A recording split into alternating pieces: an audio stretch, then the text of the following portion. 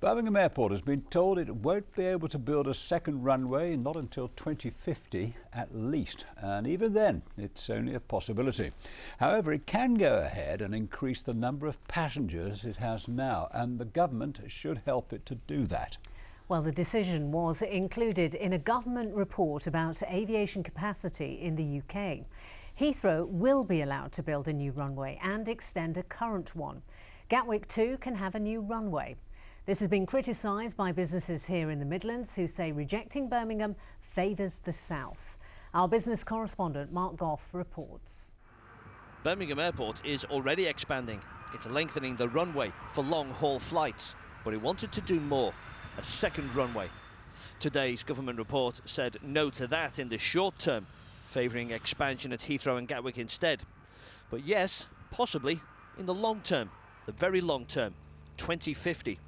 9 million people a year use Birmingham Airport now, nowhere near its full capacity. It could cope with 18 million passengers tomorrow. With the runway extension, that could grow to 36 million passengers a year.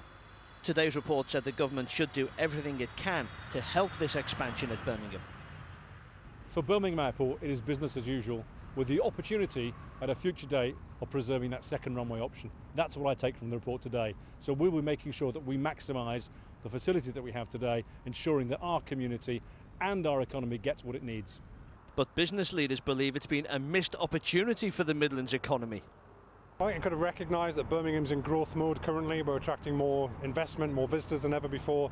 This, by elevating the plans that Birmingham Airport had put to it higher up the agenda, could have accelerated that growth. I think there's much more work to be done to understand the growth in cities outside of London and the South East. We don't want London and the South East to at all falter, but my goodness, the great cities need more aviation support than we've got at the moment. Birmingham's council leader said he was disappointed too that the city's airport had been overlooked. But according to the Chamber of Commerce, it's not all bad news for Birmingham. There was a fear that the government report would say Britain's airport network should be concentrated at huge hub airports in the capital. I think we were looking for Birmingham to be recognised right now as a national airport of significance. You've now got to read beyond the headlines of the South East to spot that, because there are some very important messages in this report for Birmingham. Firstly, the report says we should not bet all our eggs in one basket of a hub airport. You cannot run the country just through a hub airport. Well, we've been campaigning for that. So that means there's a sort of green light for more direct flights from Birmingham to the growth economies. It also talks about the importance of surface access. Well, Birmingham's already a great connected airport. Add in high-speed rail, we're going to be the best connected airport in the country. That's of course if high-speed rail comes off, and that was a factor in today's report. A factor against. It said because it takes so long to build, it wouldn't help increase passenger numbers at Birmingham Airport until the mid-2040s at least.